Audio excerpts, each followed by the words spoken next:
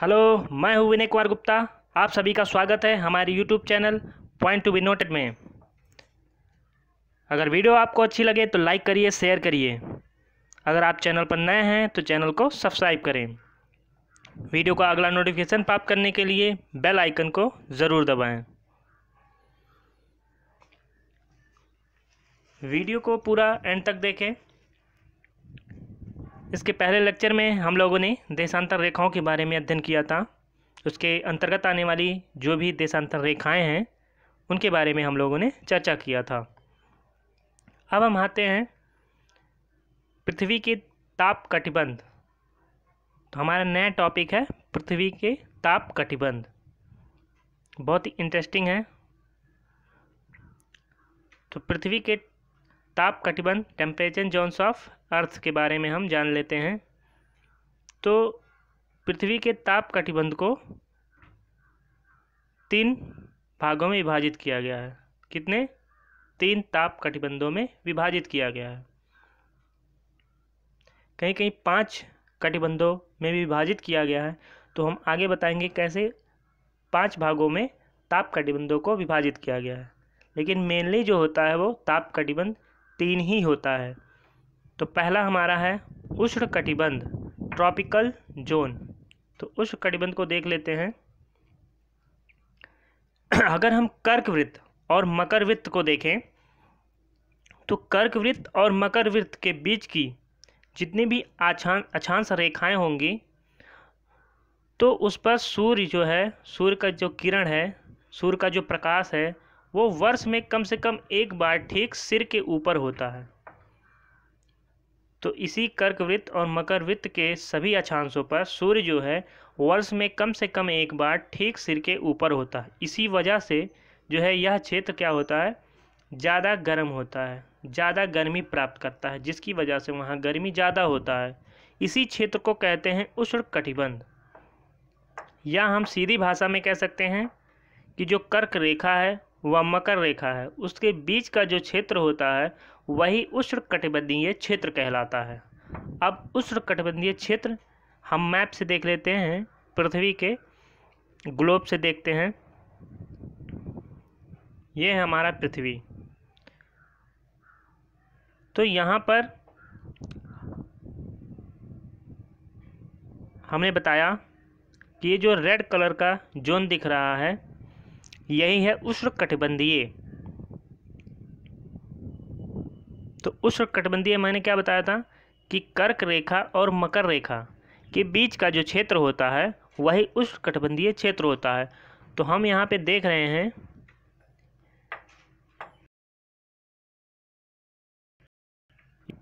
जो tropical of cancer दिख रहा है जिसको बोलते हैं कर्क रेखा। 23.5 डिग्री उत्तर में जो ये रेखा आपको दिखाई दे रहा है ये, तो यही है, ये है हमारा ट्रॉपिक ऑफ कैंसर कर्क रेखा और ये है हमारा मकर रेखा। तो इन दोनों के बीच का जो क्षेत्र है वही है उष्ण कटिबंधीय क्षेत्र। तो 23.5 डिग्री उत्तरी अक्षांश से लेकर 23.5 डिग्री दक्षिणी अक्षांश के बीच का जो क्षेत्र होता है वही होता है उष्ण कटिबंधीय क्षेत्र, ट्रॉपिकल जोन, जहाँ पर गर्मी बहुत ज़्यादा होती है, हॉट, बहुत ज़्यादा गर्मी यहाँ पे होती है।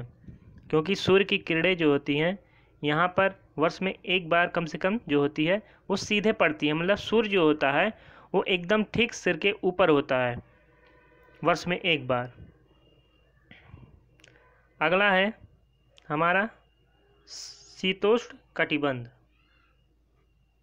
दूसरा ताप कटिबंध है शीतोष्ण कटिबंध।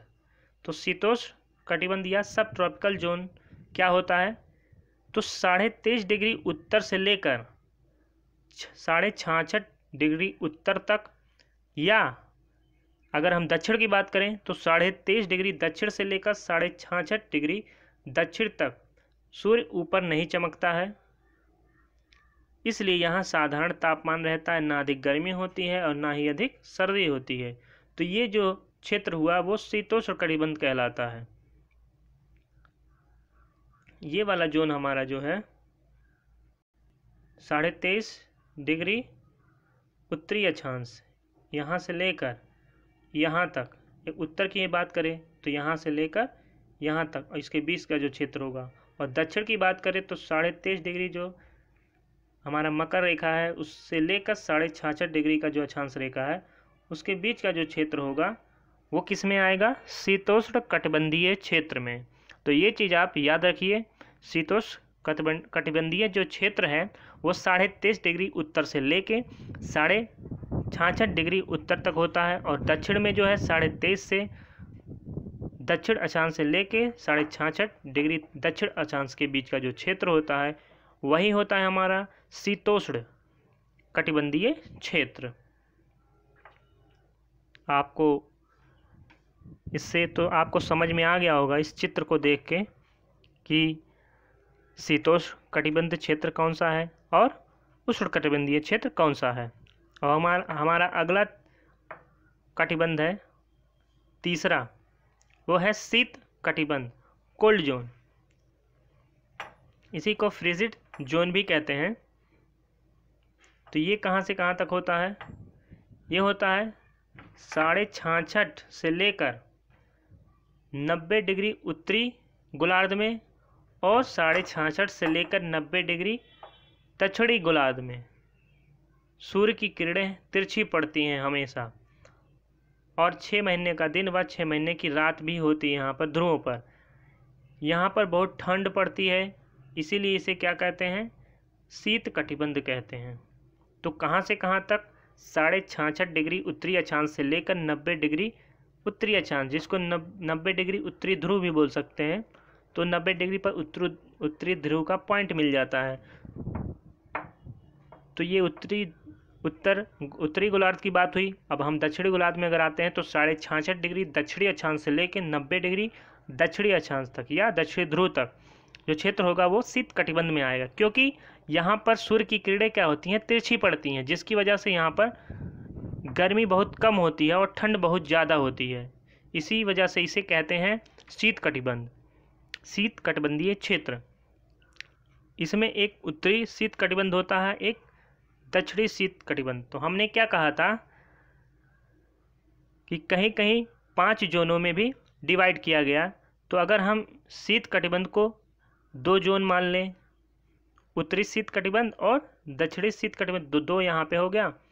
और एक शीतोष्ण कटिबंध में एक उत्तरी शीतोष्ण कटिबंध होता है 23.5 से 66.5 उत्तर में, और एक होता है दक्षिणी शीतोष्ण कटिबंध जो 23.5 से 66.5 तक दक्षिण में होता है। तो अगर हम ये दो इधर मान लेते हैं 2 जोन,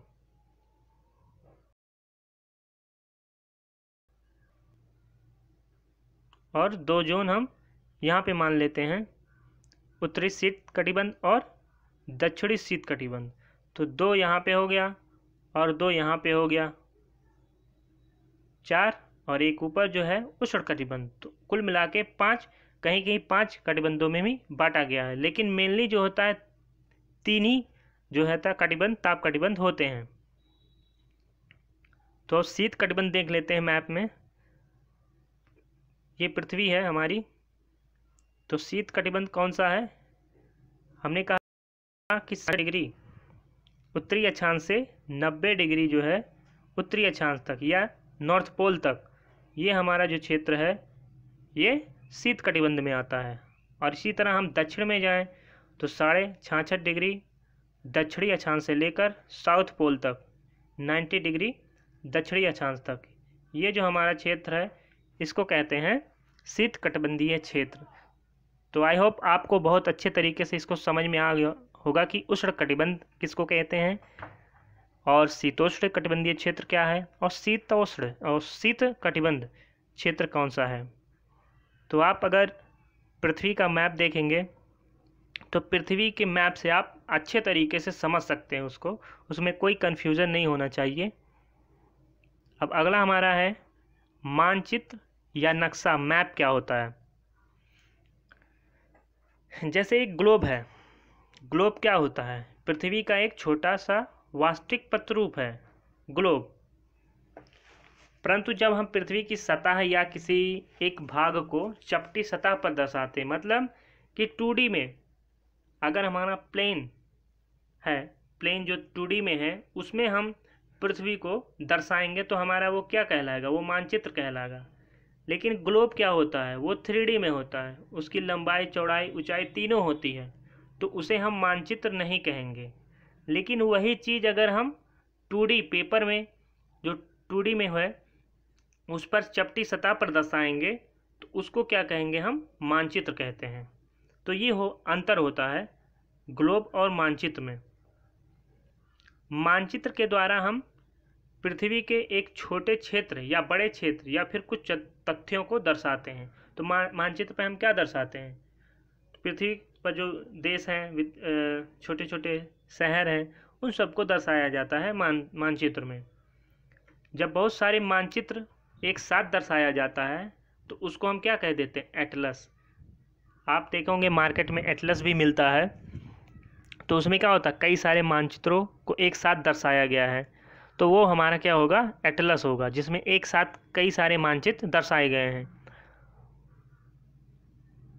अब मानचित्र के प्रकार क्या होते हैं। मानचित्र जो होते हैं वो मेनली 3 प्रकार के होते हैं। तो पहला हमारा है भौतिक मानचित्र। क्या है, भौतिक मानचित्र। हमारा पहला है भौतिक मानचित्र। तो इस मानचित्र के द्वारा क्या किया जाता है,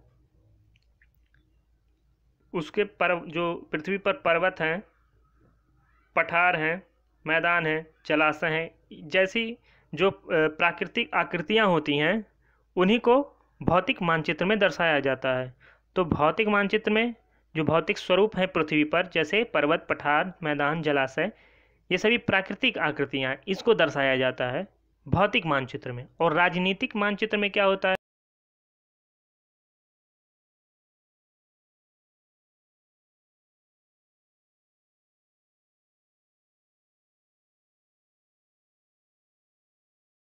दूसरा। तो राजनीतिक मानचित्र में क्या होता है,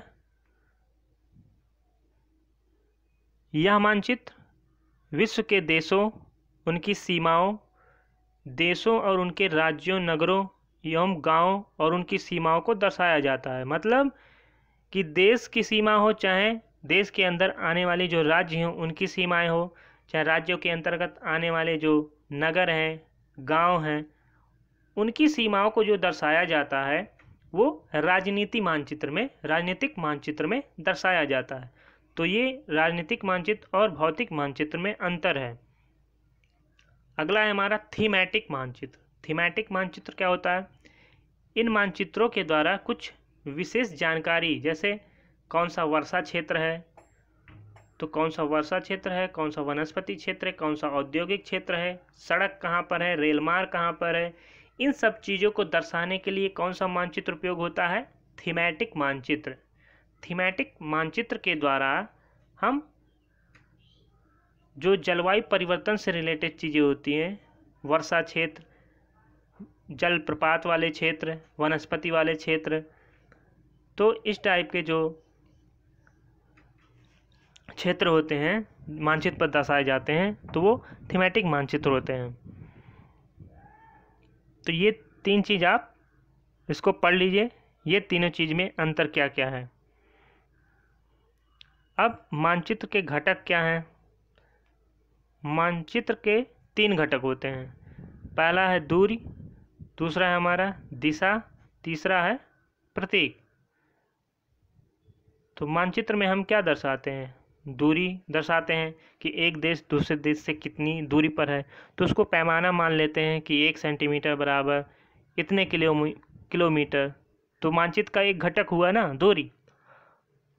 और दिशा की बात करें तो दिशा भी दर्शाया जाता है मानचित्र में कि कौन सा देश या कौन सा शहर इस शहर के सापेक्ष उत्तर में है या दक्षिण में है या पूर्व में है या पश्चिम में है, तो दिशा भी दर्शाया जाता है मानचित्र में। एक चीज़ और आप याद कर लीजिए कि मानचित्र में जो है कि एक तीर दर्शाया जाता है ऊपर की तरफ, जो उत्तर दिशा को दर्शाता है क्या, और इसी के सापेक्ष जो है मानचित्र में माना जाता है कि अगर ऊपर उत्तर है तो नीचे दक्षिण होगा, अगर ऊपर जो है नॉर्थ है तो नीचे साउथ होगा, और इधर बाएं जो होगा वो वेस्ट होगा और दाएं जो होगा वो ईस्ट होगा, पूर्व होगा। तो ये चीज़ आप